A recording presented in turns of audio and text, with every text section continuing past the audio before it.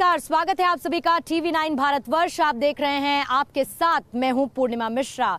और 80 अधिवेशन आज आ पहुंचा है खुशबू के शहर, राजा हर्षवर्धन की राजधानी और कानपुर से महज 80 किलोमीटर दूर। जी हां, मैं यहाँ पहुंची हूँ कन्नौज लोकसभा क्षेत्र, जो अपनी कई चीजों के लिए जाना जाता है, लेकिन सबसे ज्यादा जिस चीज के लिए ये सीट चर्चा का विषय बनी रहती है वो ये कि ये है समाजवादी पार्टी का गढ़। और पिछली 6 बार से समाजवादी पार्टी यहाँ पर अपना परचम लहरा रही है। इस बार डिंपल यादव पर एक बार फिर से समाजवादी पार्टी ने अपना दांव खेला है। इस बार क्या कुछ यहाँ की जनता सोच रही है, मेरे साथ कन्नौज लोकसभा क्षेत्र की शानदार जनता मौजूद है। एक बार जोरदार तालियों के साथ आप सबका मैं स्वागत करती हूँ। इनकी तरफ से कुछ सवाल भी पूछे जाएंगे, राजनीतिक और साथ ही सामाजिक समीकरण समझने की कोशिश भी हम करेंगे और मेहमानों से खास चर्चा भी होगी। लेकिन मेहमानों का तारुफ कराने से पहले मैं चाहूंगी कि कन्नौज लोकसभा क्षेत्र पर आधारित ये रिपोर्ट आप हमारी देखिए।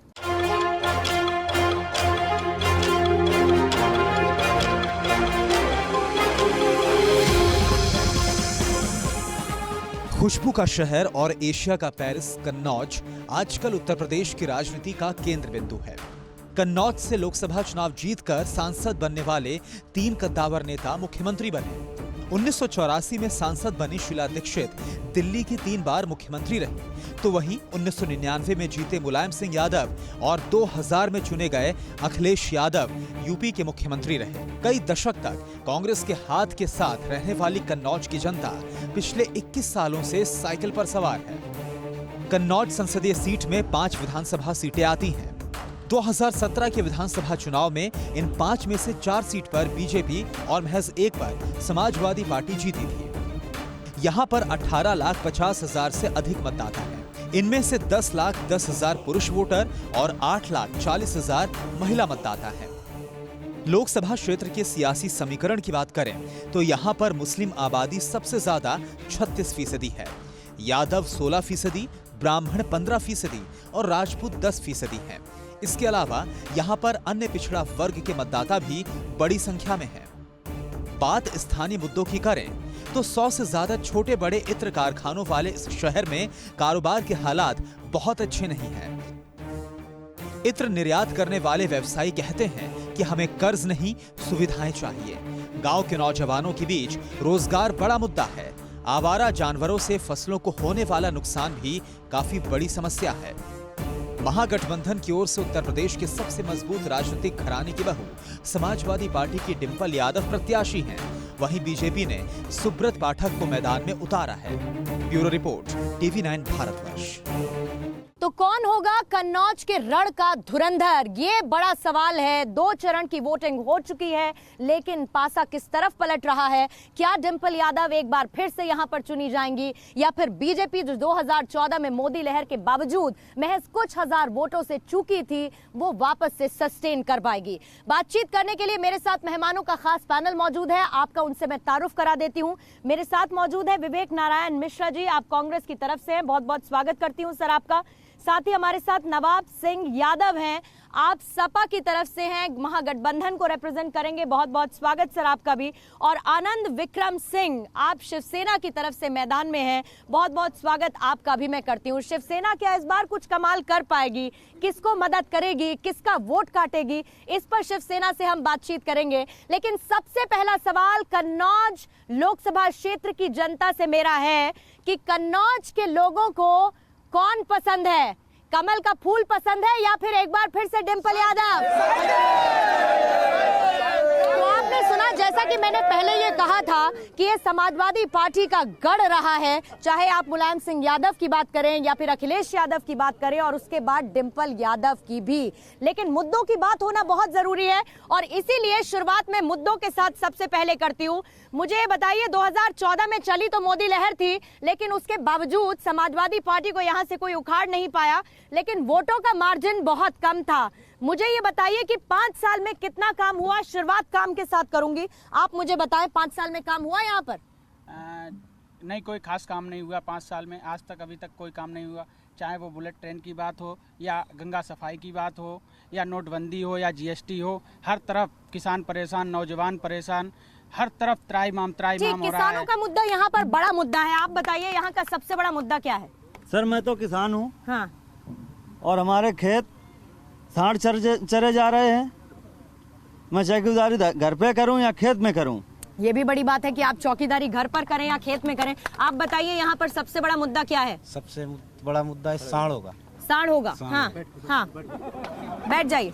हाँ ठीक है, सबसे बड़ा मुद्दा क्या है? आप लोग बैठ के जवाब दीजिएगा। किसानों की फसल नाश कर रहे हैं। हाँ, जिनके लिए गौशाला बनवाए, गौशाला दिखाइए कहाँ पे है? बना भी योगी है। जी तो कहते हैं बहुत सारी गौशाला बनवा दी है। गौशाला में गाय हमें दिखाइए, सांड दिखाइए कहाँ पे? सांड तो रोड पे घूम रहे हैं। हाँ, कहाँ पे हमें गौशाला में तो दिखाइए? आपके खेत तक पहुँच रहा है सांड? क्यों नहीं पहुँच रहे अच्छा, हैं? सड़क पे भी है और खेत में भी? खेत में भी। ठीक है, आप बताएं सर, सबसे बड़ा मुद्दा क्या है? आलू का मुद्दा है। आलू हर साल बिकता है यहाँ पे। हाँ, और सांड खेत तो खा ही रहे हैं। लेकिन ये बताइए कि सब चिप्स की फैक्ट्री लगाने की बातें तो सब कोई कर देते हैं, फैक्ट्री हो नहीं, नहीं अभी पा रहा। कोई फैक्ट्री नहीं लगी। कोई अब फैक्ट्री नहीं थोड़ा लगी। बहुत काम किया था अखिलेश जी ने, वो बंद कर दिया योगी सरकार ने। अच्छा, क्यों बंद कर दिया? लेकिन सारे काम बंद, पैसे ही नहीं दे रहे। जो भी ठीक, यहाँ आप- किया है मंडी हाँ। का, वो मंडी है ठटिया में मंडी खोलने के लिए किया, वो सब बंद कर दिया। ठीक, पैसे आप ही नहीं दे बताएं। रहे हैं। हमारे यहाँ जो किसान है, उसके बाद जो किसान की खेती है, जानवर से इतना परेशान है। कहते हैं कि हमने गौशाला खुलवा दी। कहाँ गौशाला खुली है? कहाँ किसान यहाँ से घर पे जाता है कमा दमा के, उसके बाद रात में वो खेत रखा है अपने। ठीक, तो यानी कि किसान जो है वो सबसे ज्यादा परेशान है। कुछ महिलाएं भी हैं, उनसे मैं बात करूं। पहले इधर मुझे फटाफट से कुछ मुद्दों का आप जिक्र कर दीजिए जो इस बार 2019 का खेल बनाएंगे और बिगाड़ेंगे। बिल्कुल मैम, भाजपा सरकार जो है पूरी तरह से विफल है जब से आई है केंद्र में और यूपी में भी। इससे पहले जो है सपा सरकार थी, उसने एक्सप्रेसवे का निर्माण किया और बहुत सारे लैपटॉप प्लस साइकिल प्लस कन्या विद्याधन योजनाएं, बहुत सारी योजनाओं का उन्होंने जिक्र किया। कन्नौज का बताइए, कन्नौज का क्या हाल है? ये कन्नौज तो डिम्पल भाभी ही रहेंगी मैम। डिम्पल भाभी ही रहेंगी। काम किया है डिम्पल भाभी ने? बहुत अच्छा काम किया है। भाजपा हाँ। सरकार पूरी तरह से विफल है। आप बताएं। यहाँ पर सारा विकास का काम माननीय डिम्पल यादव जी ने किया है और समाजवादी पार्टी हमेशा करके आई है और ये भाजपा सरकार हमेशा विफल रही है। इसने कोई भी विकास का काम नहीं किया। अगर विकास का काम किया है, इन्होंने भ्रष्टाचार का काम किया है और बलात्कार में विकास किया है।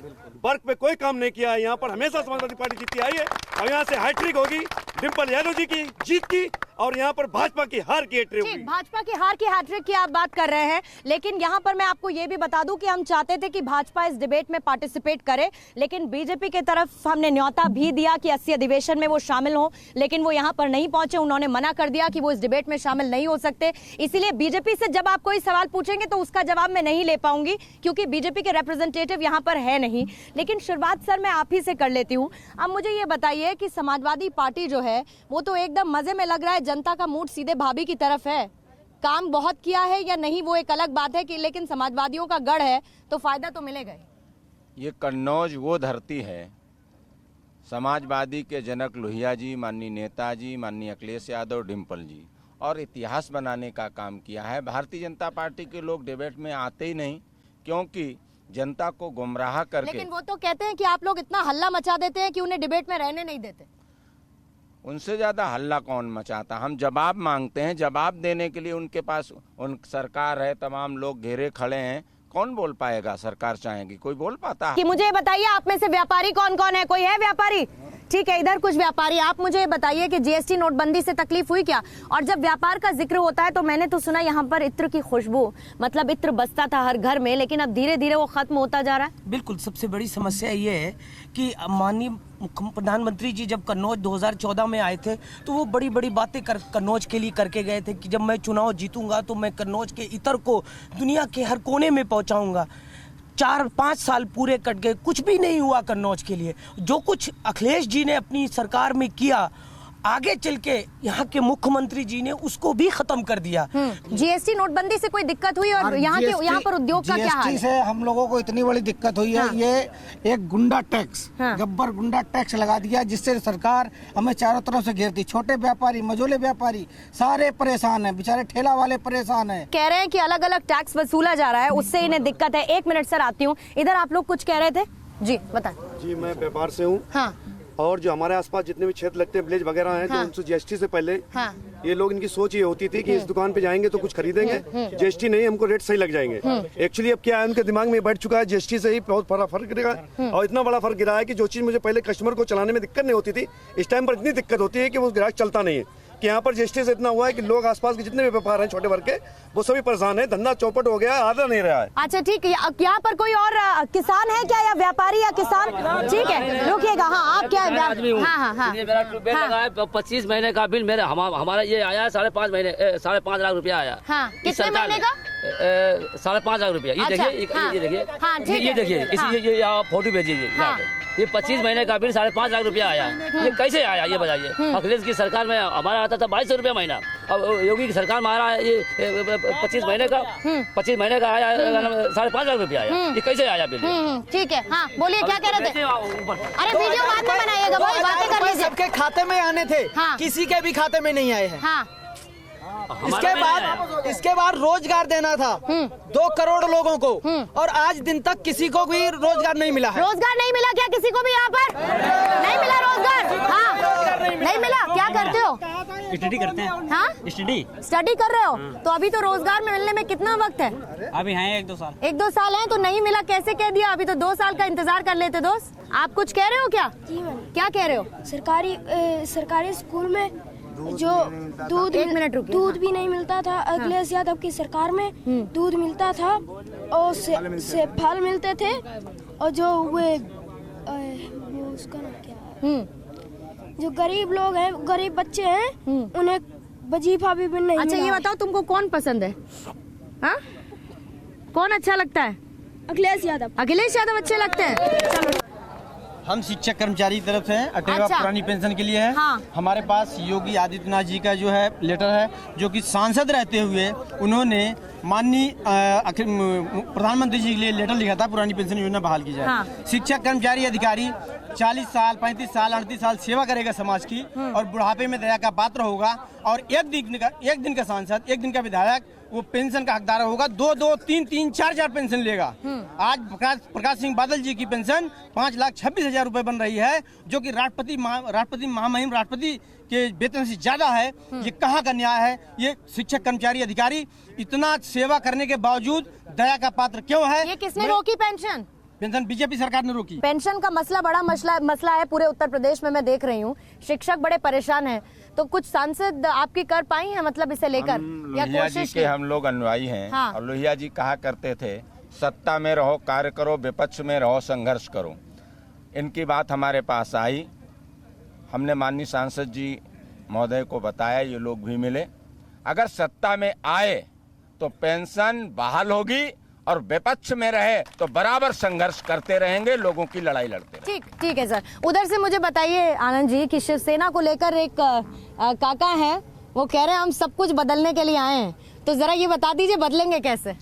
देखिए, यहाँ पर भारतीय जनता पार्टी पिछले 20 से 25 सालों से यहाँ लगातार अपने आप को या तो डमी कैंडिडेट देती आई है, यहाँ पर समाजवादी पार्टी को बाकोवर देती आई है। बीजेपी यहाँ होती और मैं कह देती कि आपका कैंडिडेट डमी है तो वो नाराज हो जाता है। बिल्कुल नाराज होने वाली बात नहीं है, ये असलियत है। पिछली बार भी उनका कैंडिडेट जीता हुआ बता रहे हैं कि जीता हुआ था या हारा हुआ था। पिछली बार तो वोट मार्जिन 19,000 से भी कम था। मैं बता दूं आपको, 19,000 लगभग था। 19,000 लगभग जरूर होगा। इस जनपद की जनता जानती है, इस लोकसभा क्षेत्र की। उनका कहना है कि कैंडिडेट जीता था, अंत में 5 करोड़ में बिक गया उनका कैंडिडेट, और यही पिछले 20 वर्षों से 25 वर्षों से होता आ रहा है। बड़ा आरोप लगा रहे हैं आप। बिल्कुल आरोप सही है, यही एक सच है, और इस बार भी भारतीय जनता पार्टी बिक जाएगी, इसीलिए आज आपके इस डिबेट में नहीं खड़ी हमारे साथ। ठीक है, चलिए कुछ महिलाएं हैं इधर, आप बताइए मैडम आपका क्या मुद्दा कुछ है यहाँ पर, या सब बढ़िया है?